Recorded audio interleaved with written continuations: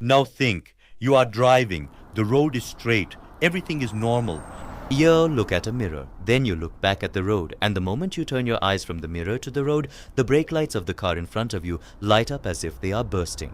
Your foot goes to the brake, but your body feels half a second behind. Time slows down, the steering wheel becomes heavy, and unfortunately, you crash. Today, we are talking about what happens in your brain during a car accident.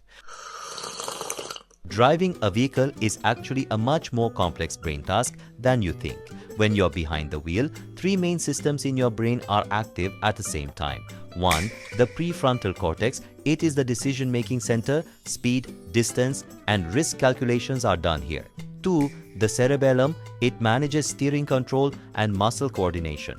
3. The visual cortex.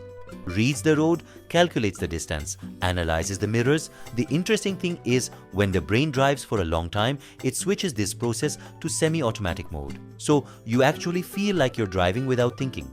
This is a trait inherited from our ancestors. How so? During the hunter-gatherer period, people would constantly scan their surroundings while walking to detect danger early. What we do today behind the wheel is actually an old survival algorithm of the brain. And do you know where the only place is where the semi-automatic mode breaks down? Like ansa si. When you start driving the vehicle in reverse, briefly think or observe. When you're about to park the car in reverse, do you lower the music volume or turn it off completely? If you do this, it's because your brain has automated going forward for a long time, and when you have to go backward, it wants to increase focus to refresh your attention. So, what happens in your brain during an accident? A car cuts in front of you or brake lights suddenly come on. This is where the amygdala comes into play. The moment the amygdala detects danger, it temporarily pushes the logic center to the background. That's why some people freeze seconds before a crash, brake too hard, or turn the steering wheel unconsciously. Because at that moment, the brain's goal is not to make the right decision, but to survive. This is the stage we are grateful for after an accident and say, I'm glad I turned the wheel at the last moment. During an accident, a chemical storm begins in the body. Adrenaline increases heart rate, pumps blood to the muscles. Noradrenaline sharpens attention, allows seeing the environment in extreme detail. Cortisol is the stress hormone, it mobilizes energy. That's why some people describe the moment of the accident like this. Everything was like slow motion. This is not an illusion. It's the brain processing information faster than normal. When the collision occurs, things change. The threat is now over, but the brain doesn't immediately understand this. That's why hands tremble, voices become hoarse, and people might even start laughing. Yes, some people laugh for no reason after an accident. This is the brain's way of releasing stress, because the nervous system is overloaded. If the stress is very high, the brain may switch to a defense mode.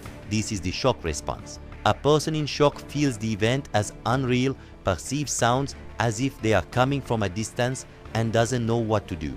This is the brain's self-protection mechanism.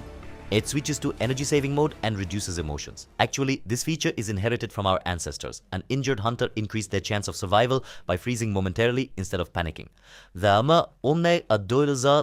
Now we come to the solutions part. We will share 2 realistic methods to get out of shock during an accident. But first, I hope none of you experience a traffic accident. However, if you do, knowing how to communicate with your brain can save your life. Solution 1.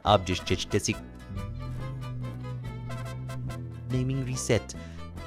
During a moment of shock, the brain shuts off to the inner world. The quickest way to break this is to loudly name 3 objects around you. For example, steering wheel, window, road. This method reactivates the prefrontal cortex. In other words, it recalls the logic center. Even ambulance crews do this by asking simple questions to the person after trauma. Solution 2. The foot sole pressing technique. If you are about to go into shock, you feel disconnected from your body. Consciously feeling your feet on the ground activates the brain's balance center. Say that your foot is on the ground. Say, I'm here. This small physical feedback calms the nervous system through the vagus nerve. Remember, the brain works not to prevent the accident, but to keep you alive first. But when you guide it with the right signals, you can move out of panic and regain control.